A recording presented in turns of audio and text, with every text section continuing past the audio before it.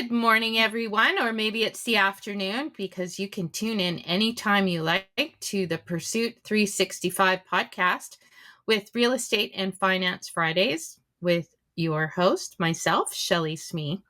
Today, we are joined by an incredible woman. When I was introduced to her work and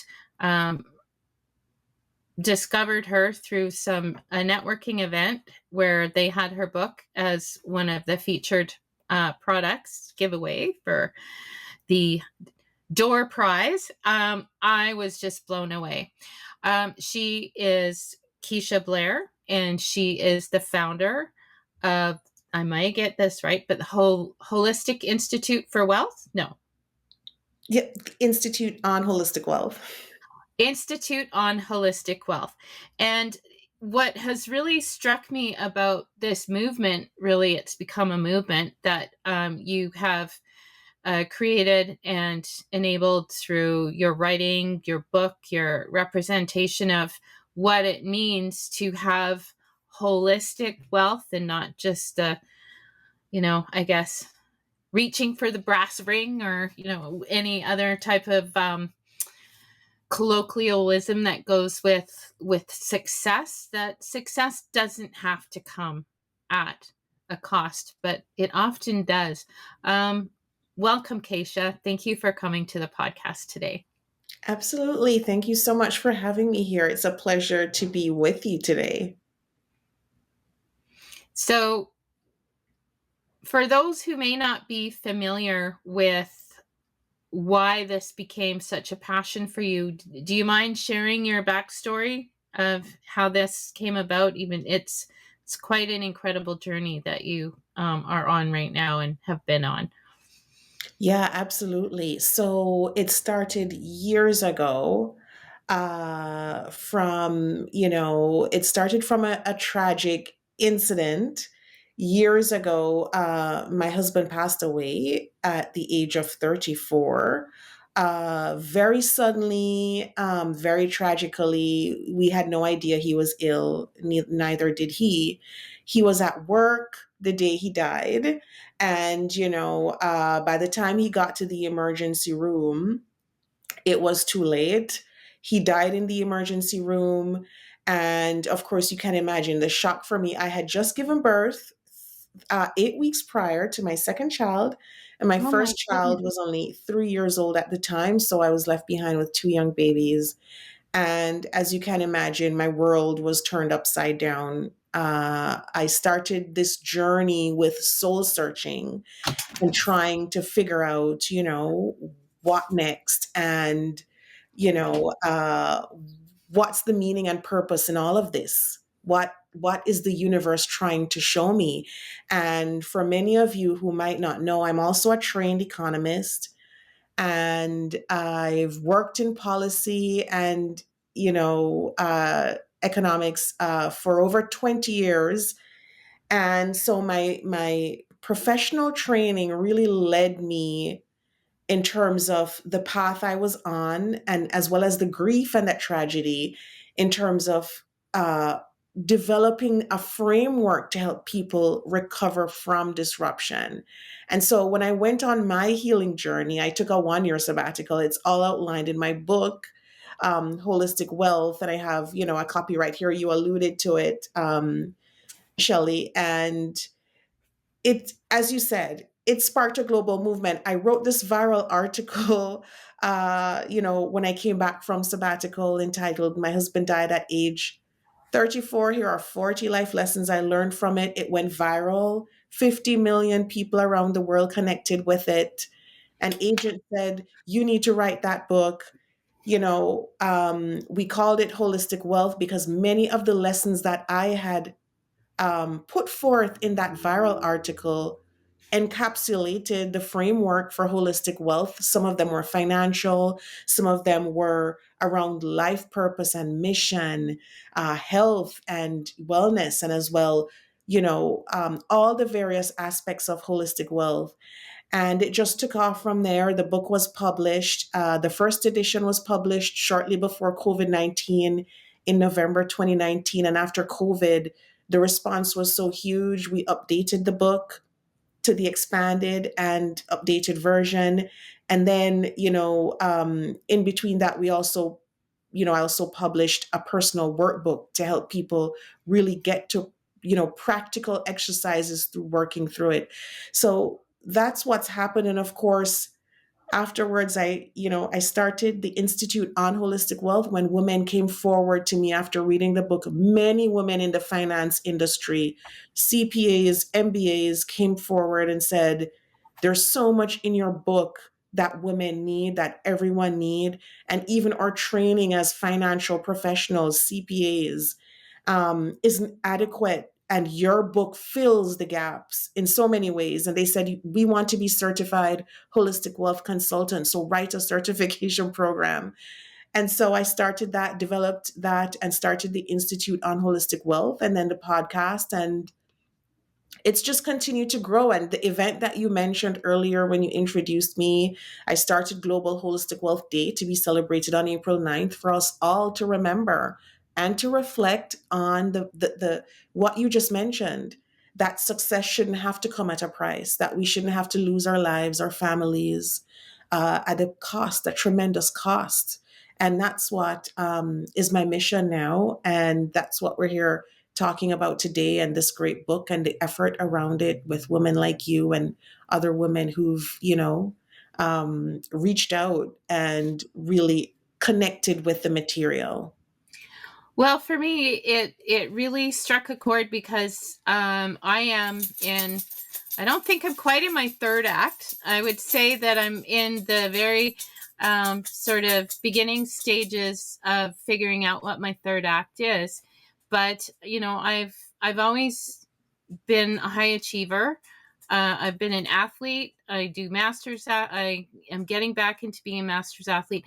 But about 10 years ago, I took on a goal that I had always thought was my sort of the pinnacle of my lifelong goal in real estate, was to be a managing broker and train realtors, which I still train realtors.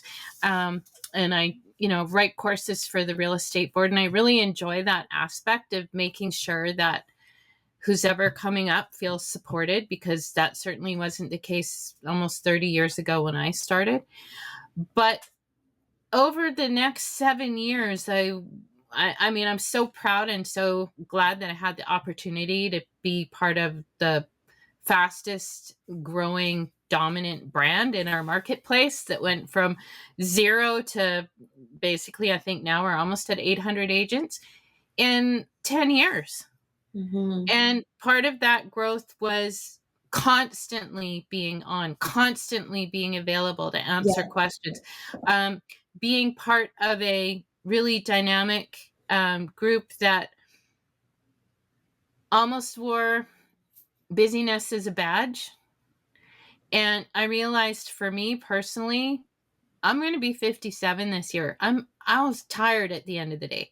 I didn't want to have to answer my phone at 9:30 or 10 or 11 o'clock at night because somebody was in the middle of a deal, that something was going on, that in many cases, if they just sat with it for a minute, took a breath, and looked up their Mm-hmm. notes, or just Googled it, even in some silly cases, they Yeah. could have figured it out, right? Yeah. But when you become available to everyone all the time, you Yes. lose yourself, and you lose that part of yourself that you kind of need in order to help other people. And Yeah. so I just felt that it was time for me to learn how to say no, but Yes. to say it in a healthy way that wasn't necessarily,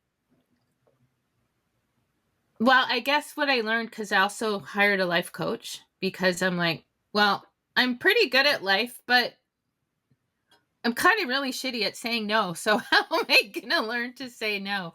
And she's really helped me with that as well. But I just think, you know, there were quite a few men in the room at our event, and great. But I really, really don't think, even with all of the gender politics and the evolution of gender politics, that Mm-hmm. at a basic level, as women, we are still very much conditioned to be the caregivers of everyone. and to basically be able to tell somebody where their socks are when you're in another room, like just Yeah. that sort of like knowing, you just Yes. kind of know stuff. And to have to carry all of that and yet still not sometimes have it together as far as understanding how important it is to, in a partnership or even as a single person, to know where your finances are at, Hmm. to know how much stress for the majority of people comes from money, Yeah. and to understand that holistic and wealth are not two opposing terms. They can Absolutely. exist together. And you know one of the things that my business coach slash life coach, one of the things she really, really works with people, is having a different mindset around money. And not just those abundance gurus that are on YouTube or wherever that say, oh, just, think about things and it'll all come true. No, it's hard work. It's discipline. Hmm. It's putting plans in place. And I love that, the what you've put out there really helps people to create a framework and some discipline around what they want to create in Hmm. their lives without necessarily having to forsake seeing your kids, ballet performance or going to that basketball tournament, or just understanding that there is more to wealth than what the balance of your bank account is.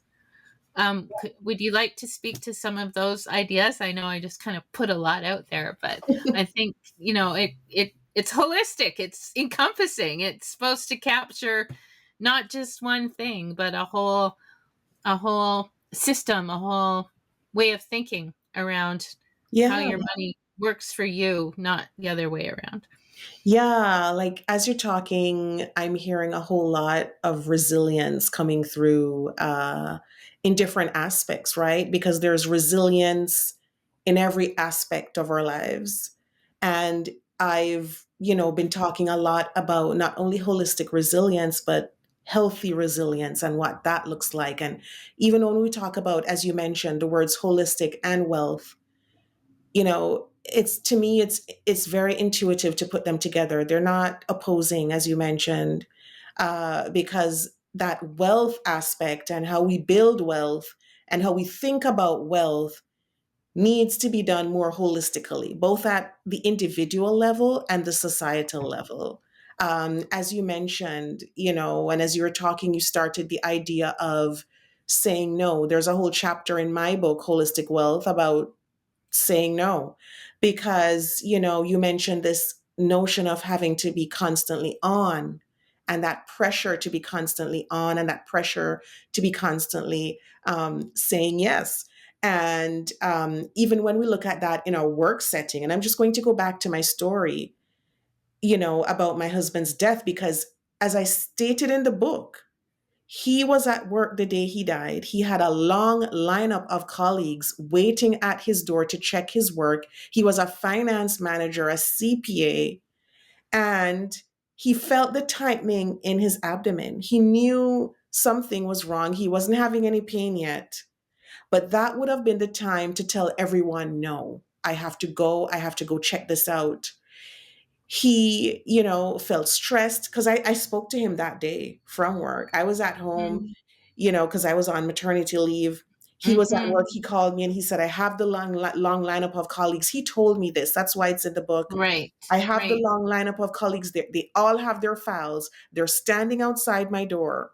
I'm stressed. I'm exhausted. I'm not feeling well.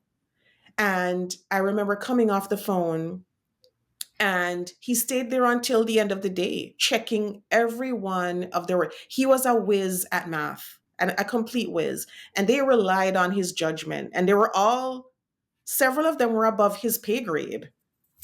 But that's how good he was. And he put his needs last and put theirs before his needs, their needs. And he ended up, going into the emergency room. He came home. We went immediately, because then the pain started. huge pain. And by then, his tumor started bleeding. By the time we got there, it was just too late. It was like an avalanche. They couldn't save his life. And in the chapter on saying no in the book, I'm trying to remember what chapter it is, Shelley, of the new and expanded version of Holistic Wealth. I have it here. Mm-hmm. There's a whole chapter on that that explains tips and strategies how to say no, why it's so crucial. Because what people don't realize, many people don't realize, that sometimes saying no can save your life. Because we operate, many of us, out of habit. We often think about, especially as women, we think about, and parents, moms, we think about others before ourselves. And I think it's just a reminder. And this is why I keep bringing up this story.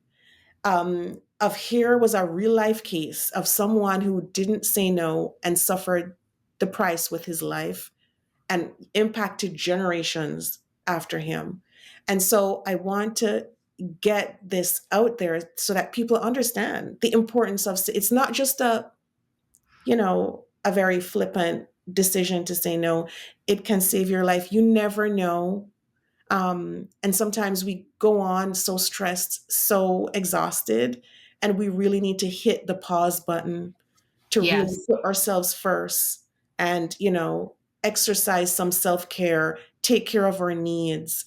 So, saying no, as you mentioned, is a big deal. It's huge. And I'm hoping everyone listening in, will see it differently after Mm-hmm. this, hearing this story, right? And that's why when I talk about wealth, in this book and the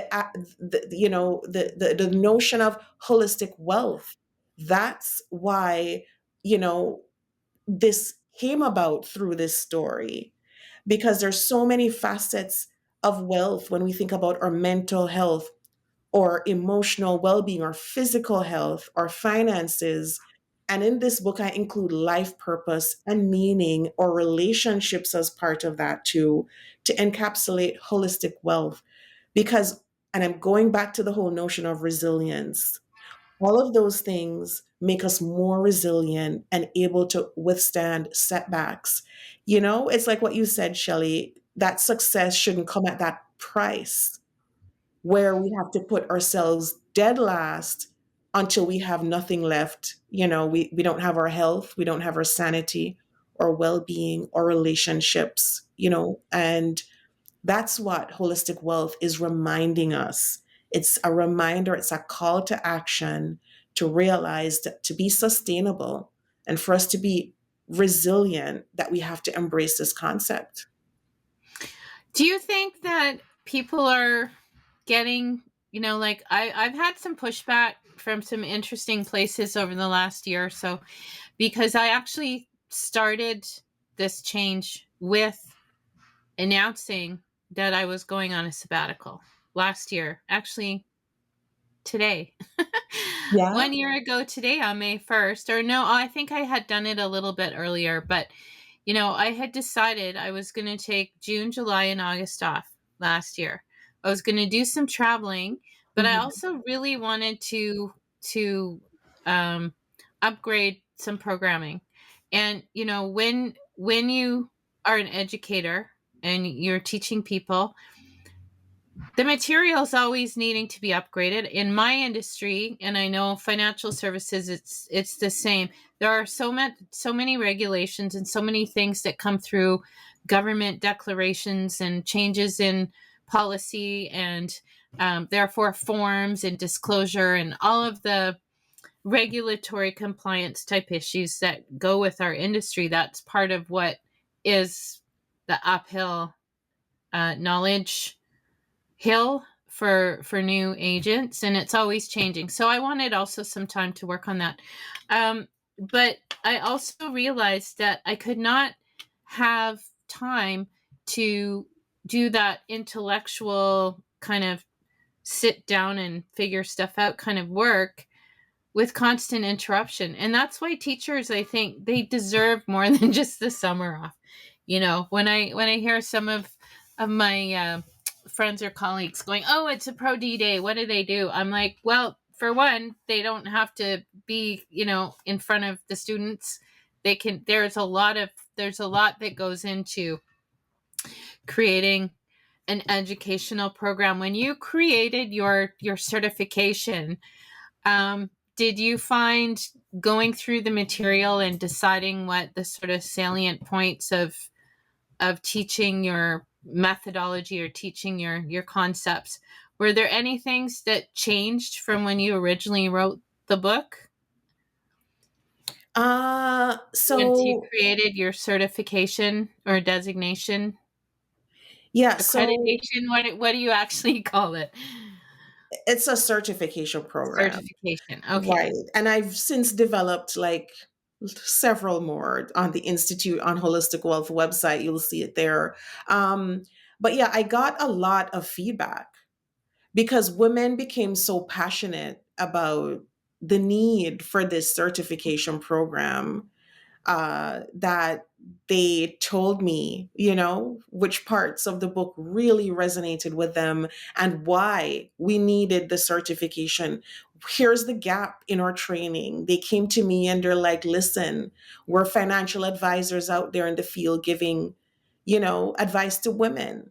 And there's serious gaps in the advice. And you're coming at it because of your story from the perspective that we lack because we lack the type of experience that you have. So here are the vital parts that we think need to be included. So I had a lot of feedback from these women telling me what was vital. And so I started off with that and built on it in terms of my coaching experience, the coaching training that I received.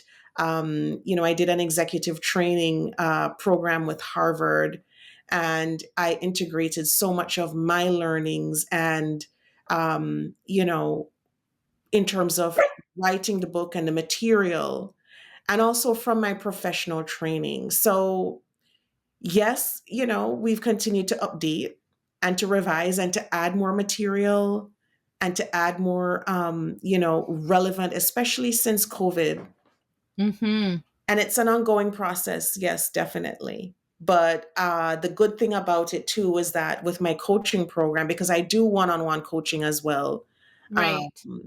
you know, uh, we can also get to connect individually, and the coaching also takes place there too, not just inside of the modules from a certification, but with one on one coaching as well, which I do with women as well.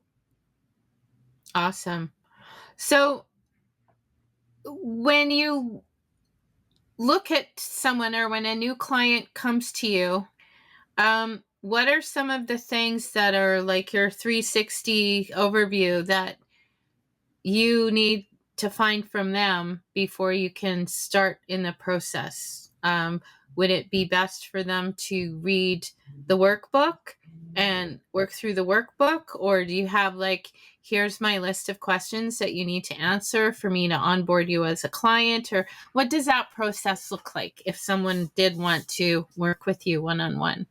Yeah, no, absolutely. So it's different from the certification and the one-on-one coaching. So with the certification program, the book as well as the workbook, let's say, are like part of the required reading materials. And it doesn't Right. have to be like before you enter, it can be while you're in it, just as long as you've read both. It's Um, part of the curriculum it's per part se. of the Yeah. curriculum, Right. exactly. When I do one-on-one coaching, that doesn't necessarily have to be the case. Of course, it is recommended, but I do coaching for women. Like, for instance, women are coming to me now with business coaching needs as well as personal coaching. So I'm doing both with women at the same time. And how I onboard is, well, on the KeishaBlair.com website, there's a discovery call. And through the discovery call, we work through the coaching goals, we work through the business goals, if there are any, and we figure out a plan going forward for like a 6 month, a 1 year, and beyond coaching program. And for most women, because it's so funny, Shelly, when you started off And you mentioned the mindset work. You mentioned the boundaries in terms of saying no. You mentioned the life purpose. You mentioned being overwhelmed as a mom. So all of that is wrapped up in my coaching because it's all holistic. It's not just one piece. So I'm building Mhm. resilience with them in each aspect of their lives, and we're building a plan for how, they can sort out all of these areas. Some of them are even talking about sabbaticals like you. Like I have coaching clients who are like, yeah, we need to figure out, Keisha, if I need to build in a sabbatical within this for me. And Yes. I train people on sabbaticals now because I've been through the process. So it's easy for me to be like, yeah, let's figure out what we need if we're going to do the sabbatical, what that looks like, how we plan for that, in addition to the business goals, the personal goals, the money mindset work. All of that's built in. And all of that is a different kind of coaching program than, say, becoming a certified holistic wealth consultant. I mean, Right. that's one of the certification programs that I offer. And of course, some women have done both. Some women have done 4 or 5 certification programs with me, and in addition to individual coaching, and they Right. do that to build their businesses as well, because you can, Mhm. offer that. So it's very well rounded, and literally, it can be really, really tailored to the needs of the individual. But the first step, I would say, is, if you want to book that discovery call, that's there. Some women just go straight ahead to pay for one of the certification programs and Right. enroll because they know what they want, and it's probably just that, whether it's the trauma of money, or holistic healing, or that certified holistic wealth consultant program. Like there's a range there.